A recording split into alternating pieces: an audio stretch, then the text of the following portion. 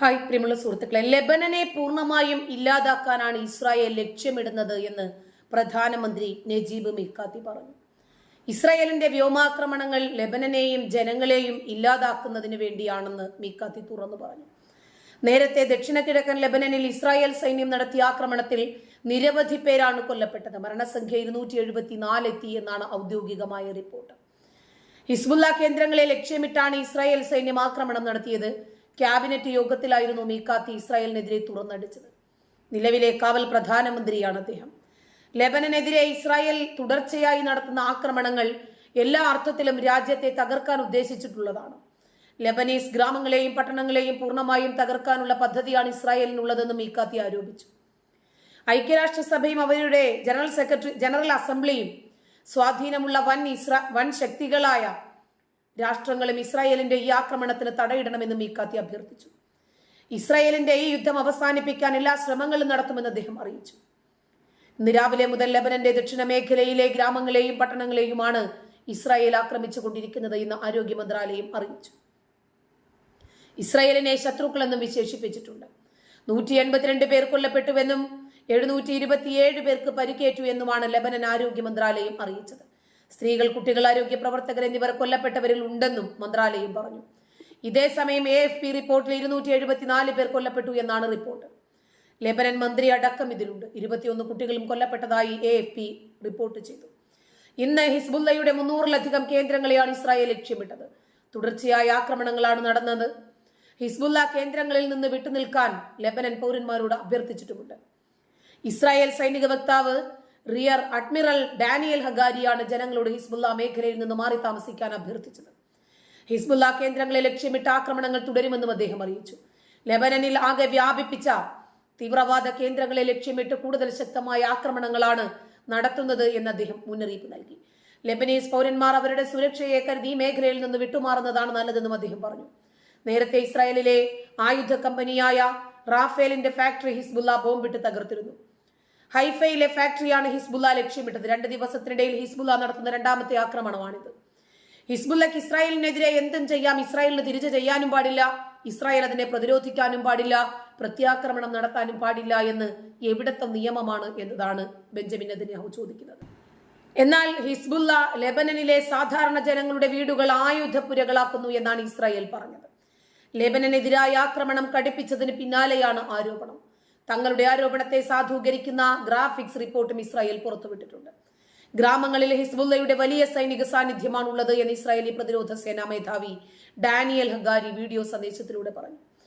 ദക്ഷിണ ലെബനനിലെ ചില പ്രദേശങ്ങളിൽ ജനങ്ങളോട് ഒഴിഞ്ഞു പോകാൻ ഇസ്രായേൽ സൈന്യം മുന്നറിയിപ്പ് നൽകിയിരുന്നു എന്ന്, സാധാരണ ജനങ്ങളെ പരമാവധി സംരക്ഷിക്കുന്നതിന് വേണ്ടിയാണ് ഞങ്ങൾ ഇത്തരത്തിൽ മുന്നറിയിപ്പ് നൽകിയതെന്നും അദ്ദേഹം പറഞ്ഞു. എന്നാൽ ഹിസ്ബുല്ല ഇതിനെ എതിർത്തു. അവർ ജനങ്ങളോട് വീടുകളിൽ തുടരാൻ ആവശ്യപ്പെട്ടു. സാധാരണക്കാരെ ഭീകര പ്രവർത്തനങ്ങൾക്ക് വേണ്ടി ഹിസ്ബുല്ല മനുഷ്യകവചമായി ഉപയോഗിക്കുകയാണ്. ഹിസ്ബുല്ല എങ്ങനെയാണ് മാരകമായ ആയുധങ്ങൾ ജനങ്ങളുടെ വീടുകളിൽ സൂക്ഷിച്ച് അവരുടെ ജീവൻ അപകടത്തിലാക്കുന്നത് എന്ന് ഞങ്ങൾ ഇന്ന് തുറന്നു കാണിക്കുകയാണ് എന്ന് ഡാനിയൽ ഹഗാരി പറഞ്ഞു. വീഡിയോയ്ക്ക് പുറമെ വീടുകളിൽ സൂക്ഷിച്ച ദീർഘദൂര മിസൈലുകൾ ഉൾപ്പെടെയുള്ള ഹിസ്ബുല്ലയുടെ ആയുധ ശേഖരം എന്ന് അവകാശപ്പെടുന്ന ചിത്രങ്ങളും ഇസ്രായേൽ പുറത്തുവിട്ടിട്ടുണ്ട്. ഹൈഡ്രോളിക് സംവിധാനത്തിനുമേലാണ് മിസൈലുകൾ ഘടിപ്പിച്ചിരിക്കുന്നത്. ഇസ്രായേലിലെ ജനവാസ കേന്ദ്രങ്ങളെ ലക്ഷ്യമിടുന്ന ഈ മിസൈലുകൾ ഏത് നിമിഷവും തൊടുത്തുവിടാവുന്ന തരത്തിലുള്ളതാണെന്നും IDF പറയുന്നു. ലെബനനിലെ ഏതാണ്ട് സാധാരണക്കാരുടെ വീടുകളൊക്കെ ആയുധപുരകളാക്കുന്ന ഹിസ്ബുല്ലയെ ഇനിയെങ്കിലും നിയന്ത്രിച്ചിട്ടില്ലെങ്കിൽ സാധാരണക്കാരിൽ ഒരുപാട് പേരുടെ ജീവൻ അപകടത്തിലാകുമെന്നും പിന്നീട് ഇസ്രായേലിനെ കുറ്റപ്പെടുത്തിയിട്ട് കാര്യമില്ലെന്നും ഡാനിയൽ ഹഗാരി പറഞ്ഞു. ലെബനനിൽ വീണ്ടും ഇസ്രായേൽ ആക്രമണം നടത്തിയിരിക്കുന്നു. ആക്രമണത്തിൽ 100 പേർ കൊല്ലപ്പെട്ടു. 400-ലേറെ പേർക്ക് ഗുരുതരമായി പരിക്കേറ്റതായിട്ടാണ് റിപ്പോർട്ടുകൾ. കൊല്ലപ്പെട്ടവരിലേറെയും സ്ത്രീകളും കുട്ടികളും ആരോഗ്യ പ്രവർത്തകരുമാണ്.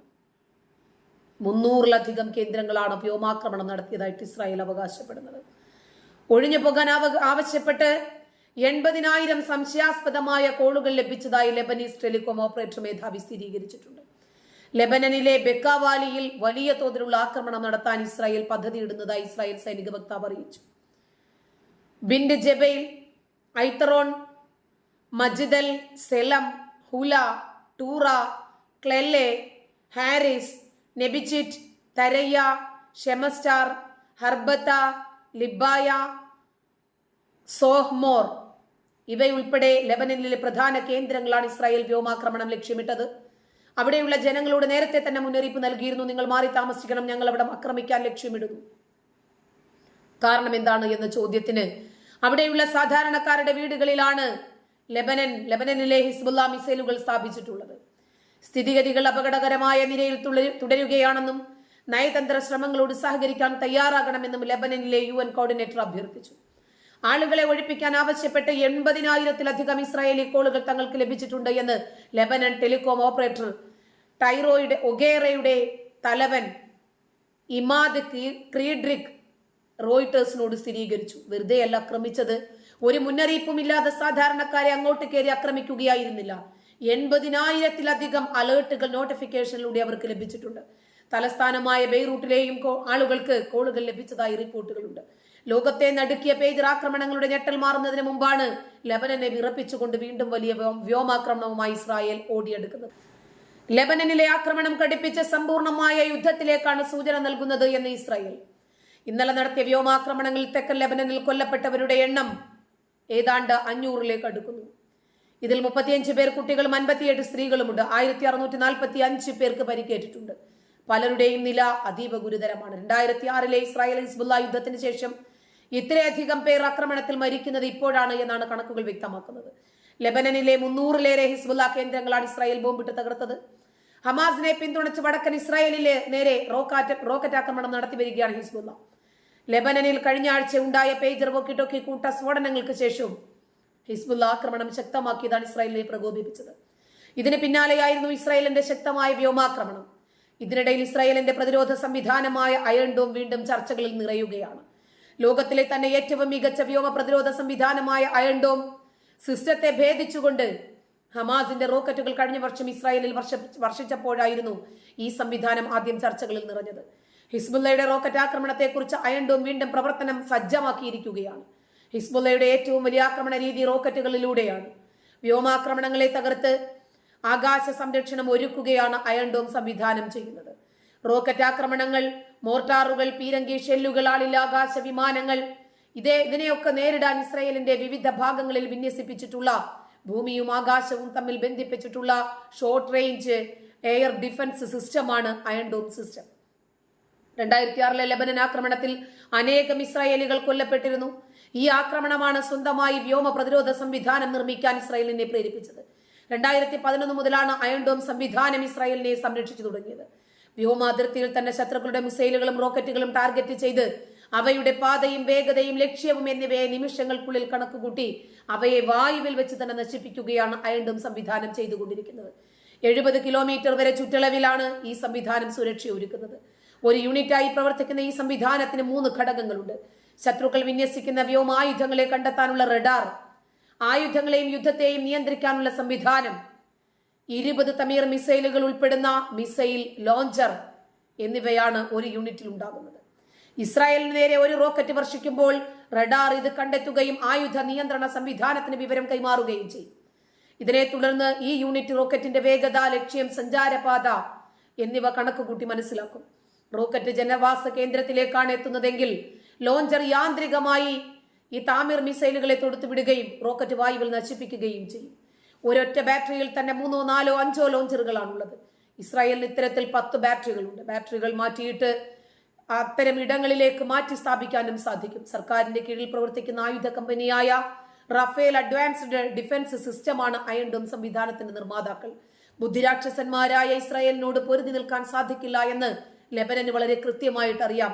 അതുകൊണ്ടാണ് പ്രത്യക്ഷമായ ഒരു യുദ്ധത്തിന് പോലും ഇറാൻ നിൽക്കാത്തത്. ഇറാന് ഇസ്രായേലിനേക്കാൾ 100 മടങ്ങ് എല്ലാ രൂപത്തിലും സൈനിക സംവിധാനവും യുദ്ധ സാമഗ്രികളും ആയുധ ശേഖരങ്ങളും യുദ്ധ പ്രാവീണ്യവും ഒക്കെ ഉണ്ടെങ്കിലും ഇസ്രായേലിനോട് ഏറ്റുമുട്ടുമ്പോൾ ബുദ്ധി കൊണ്ടാണ് കളിക്കേണ്ടത് എന്ന യാഥാർത്ഥ്യം ഇറാൻ അറിയാം. എന്നാൽ അതൊന്നും അറിയാതെ, വകതിരിവില്ലാതെ, തിരിച്ചറിവില്ലാതെ, വിചാരങ്ങളില്ലാതെ വെറും വൈകാരികമായി മാത്രം പ്രവർത്തിച്ച് ഹമാസ് ഇറങ്ങി തിരിച്ചപ്പോൾ ശരിക്കും ഹമാസിന് പാഠം കിട്ടി, അനുഭവം കിട്ടി. ഹമാസ് ഏതാണ്ടൊന്ന് തകർന്നു എന്ന് ഉറപ്പിച്ച സമയത്താണ് ഹിസ്ബുള്ള അങ്ങോട്ട് കയറി ചൊറിയുന്നത് ഇസ്രായേലിന്.